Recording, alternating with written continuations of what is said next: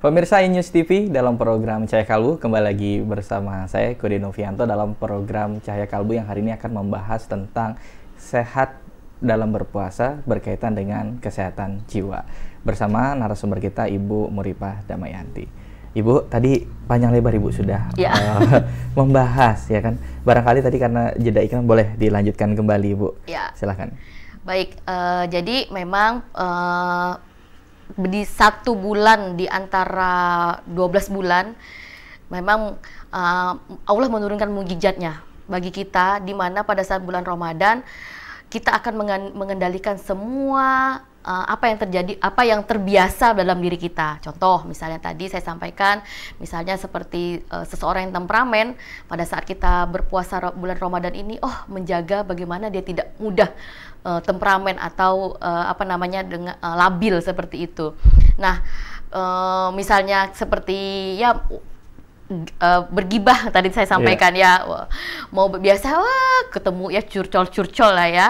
Pada saat bulan Ramadan, saya sadar saya tidak akan melanjutkan gibah saya karena saya sedang, memang Allah memberikan mukjizatnya di bulan ini, kita benar-benar kita harus mengontrol diri kita, dan itu dimulai dari kita, niat kita masing-masing, seperti itu Mas Eko.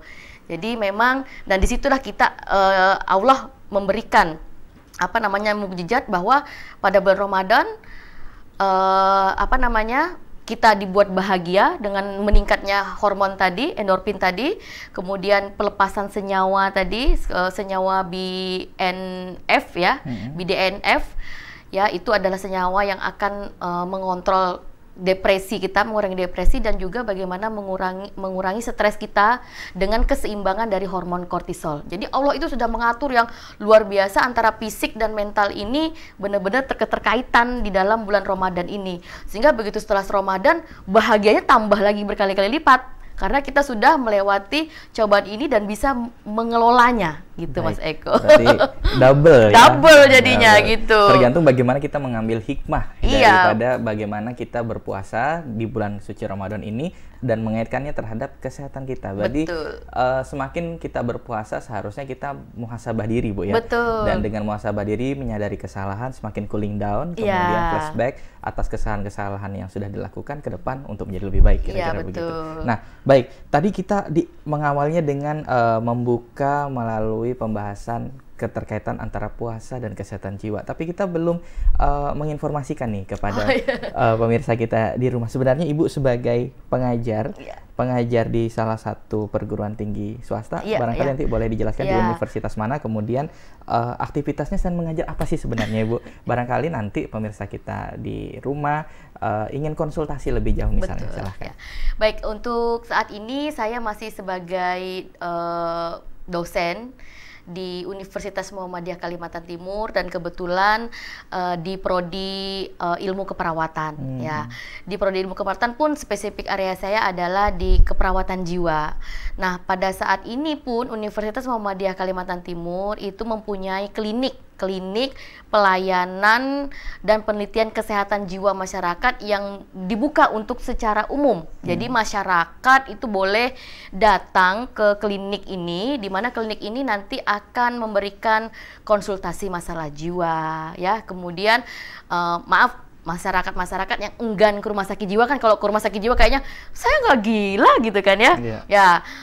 Jadi bisa diajak ke klinik jiwa. Jadi sebelum ke rumah sakit jiwa, karena kan stigma masyarakat kalau udah mendengar rumah sakit jiwa, tanda kutipnya udah lain gitu kan ya. Nah, itu kita bisa menerima untuk konsultasi. Nah, pada saat ini memang pada saat pandemi ini kami tidak bisa melakukan konsultasi secara face to face. Jadi kita bisa laksanakan secara online juga gitu. Jadi bisa kita nanti melalui WhatsApp, dan ada beberapa konselor jiwa yang available untuk membantu memberikan tindakan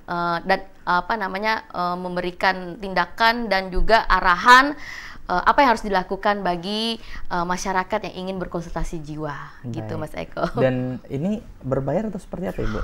Untuk saat ini kita masih free ya. Tapi dari dulu, dari tahun 2017 Alhamdulillah free sampai 2021. Mudah-mudahan itu sebagai bagian dari pengabdian masyarakat yang ada di Universitas Muhammadiyah Kalimantan Timur bagi masyarakat yang ada di Kota Samarinda untuk memberikan pelayanan kesehatan jiwa, Mas Eko. Baik, dan langsung ditangani oleh profesional. Betul sekali. Profesionalnya dari Rumah Sakit Jiwa sendiri dan juga dari tim dosen-dosen keperawatan jiwa yang ada di... Termasuk Ibu ya? Termasuk saya. Baik.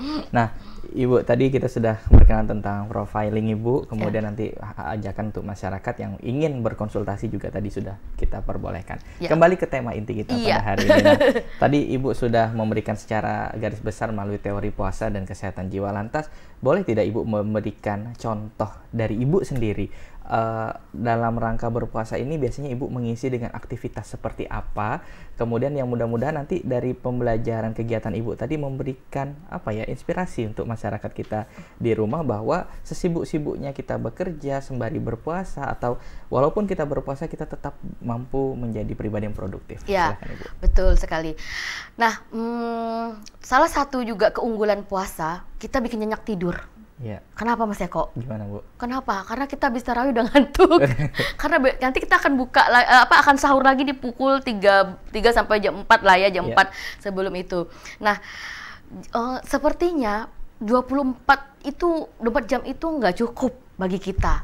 Jadi kita harus benar-benar membagi diri, membagi waktu kita sehingga kita ini tidak terbebani dengan kondisi puasa ini. Nah, bagi saya, memang kalau saya pribadi pada saat sahur itu bukan di pukul 2, tetapi mungkin di pukul 4 supaya lebih fresh sambil menunggu subuh. Nah, setelah subuh kita siapkan sambil bekerja, gitu, apa yang harus kita siapkan. Kemudian tetap aktivitas kita sampai sebelum sholat zuhur, melakukan aktivitas. Karena semua sekarang masih secara daring ya kita bekerjanya di depan layar kita yang satu itu, yang laptop itu. Nah, sambil kita menerima konsulan-konsulan juga dari pasien juga ada, kemudian juga dari yang lain-lain hal-hal yang kita kerjakan yang lain tuh ada konsulan yang lain lah ya. Nah, sampai kita menunggu setelah sholat, biasanya kita luangkan ya usahakan tetap membaca Al-Quran gitu. Jadi menurut pribadi saya tidak hanya sekedar membaca tetapi ada terjemahannya. Nah itu, jadi bukan hanya menyelesaikan 30 juz, tapi harus mengerti apa konten di dalam Al-Quran tersebut. Makna dari setiap makna. Iya gitu. Jadi ya mungkin ini karena kita bukan ahli ibadah banget gitu kan ya. Tetapi kita mencoba selalu ya, kita selalu berusaha. Seandainya tidak mencapai pun bagi saya ya 30 juz menyelesaikan, tetapi saya mengerti makna-makna dari tiap ayat-ayat Al-Quran seperti itu secara perlahan. Itu artinya kita memperbaiki diri. Yang 11 bulan itu full dengan aktivitas kita yang luar biasa, saya rasa sampai malam sampai pagi pun kadang kan tidak tidur seperti itu. Nah, jadi memang kita menyiapkan waktu malah tidurnya setelah sholat tarawih sampai menjelang waktu sahur gitu Mas Eko. Dan itu menjadikan kita menjadi lebih fresh dan lebih fresh seperti itu. Kemudian kita menjadi lebih berpikir selalu yang positive thinking. Selalu pada saat Ramadan ini kesempatan kita memperbaiki diri. Karena bulan Ramadan kan semua pintu dosa kita sudah dibersihkan gitu kan. Betul. Ya Mas Eko ya. Jadi ini kesempatan kita lagi nanti untuk mulai bagaimana bisa dari kosong lagi gitu, 0 lagi nih, mulai nih lagi nih gitu. Jadi itu ya sih yang beberapa yang tetap yang ritme saya yang masih tidak ada perubahan sedikit selama bulan Ramadan, ada juga yang tidak seperti itu Mas Eko. Baik, luar biasa sekali Bu. Jadi intinya produktif itu penting. Betul. Dan puasa tidak akan pernah menghalangi produktivitas. Betul. Kita. Nah, satu lagi yang bisa saya sampaikan, kalau kita sebagai manusia, kenapa kesehatan jiwa itu menjadi lebih penting yang pertama dan utama? Kenapa? Barangkali mohon izin Ibu, kita boleh jeda ikan. Oke, siap. Supaya pemirsa kita penasaran di rumah.